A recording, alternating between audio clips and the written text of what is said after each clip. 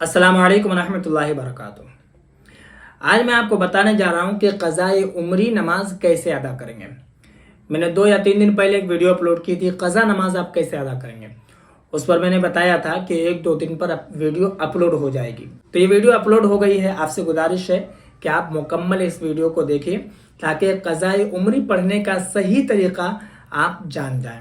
दूसरी बात यह है कि क़ज़ा नमाज पढ़ने का तरीका अगर आपको नहीं मालूम है तो उस वीडियो का लिंक मैं डिस्क्रिप्शन में डाल दे रहा हूं, आप उसे जरूर देख लीजिए। ठीक है, अब मैं आपको बताता हूं कि क़ज़ाए उम्री, ठीक है, क़ज़ाए उम्री किस तरीके से पढ़ेंगे।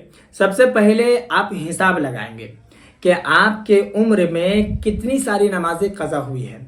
मिसाल के तौर पर आपकी उम्र 60 साल हो रही है तो 60 साल की उम्र में आपने 20 साल नमाज पढ़ा, 40 साल नहीं पढ़ा। ठीक है, और यहाँ पर एक बात ये भी बता दूं कि आप अगर जोड़ेंगे तो बालिग होने के बाद से जोड़ेंगे, क्योंकि बालिग होने के बाद ही नमाज फर्ज होता है, चाहे वो मर्द हो चाहे औरत हो।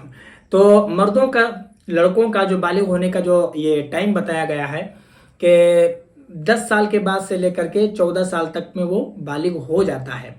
और लड़कियों के बारे में बताया गया है कि 9 साल से लेकर के 12 साल तक, 13 साल तक बालिगा हो जाती है, क्योंकि इस वक्त का जो ज़माना है आप देख ही रहे हैं किस तरीके का ज़माना है, लोग बहुत जल्दी बालिग हो जाते हैं। बहरहाल, तो जब से बालिग हुए हैं तब से नमाज आपके ऊपर फ़र्ज हुई, तो आप जोड़ेंगे। मिसाल के तौर पर आप 10 साल ही छोड़ दीजिए, 60 साल की ज़िंदगी में 10 साल छोड़ दीजिए।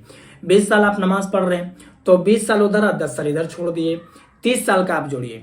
जोड़ेंगे कितना? एक दिन का आप 20 रकात जोड़ेंगे।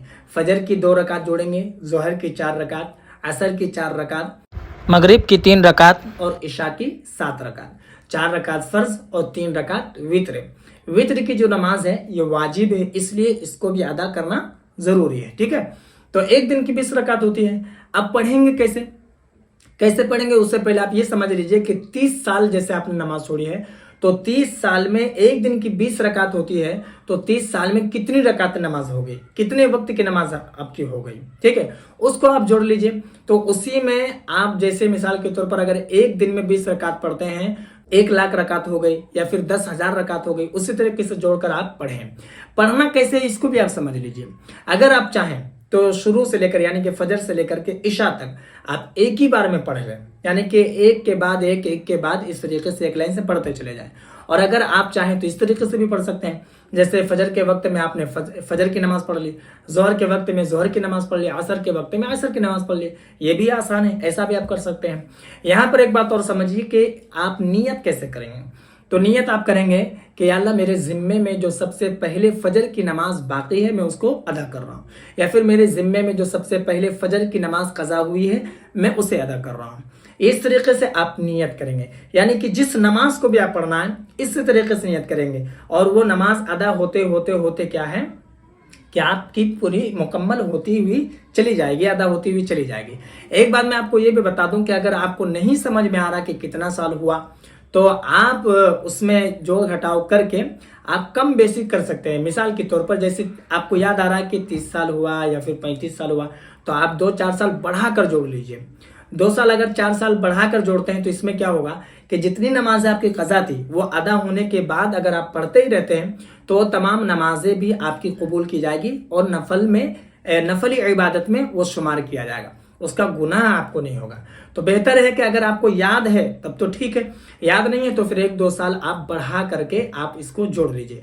और नियत जो मैंने आपको बताया कि मेरे जिम्मे में जो सबसे पहले जोहर की नमाज कज़ा हुई है या फिर बाकी है मैं उसे अदा कर रहा हूँ या फिर मैं उसे अदा कर रही हूँ। बस इतना याद रखना है कि मकरू वक्त में आपको नहीं पढ़ना। सूरज जब तुलू होता है, सूरज जब गुरूब होता है, यानी कि सूरज निकलते वक्त आपको 20 मिनट नहीं पढ़ना है। आप डूबते वक्त 20 मिनट नहीं पढ़ना है। और जो जवाल का वक्त है तकरीबन आधा घंटा पौने घंटा, उस वक्त आप नहीं पढ़ेंगे।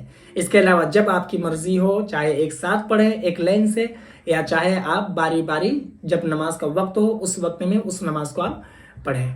मुझे उम्मीद है कि मेरी बात आपको समझ में आ गई होगी।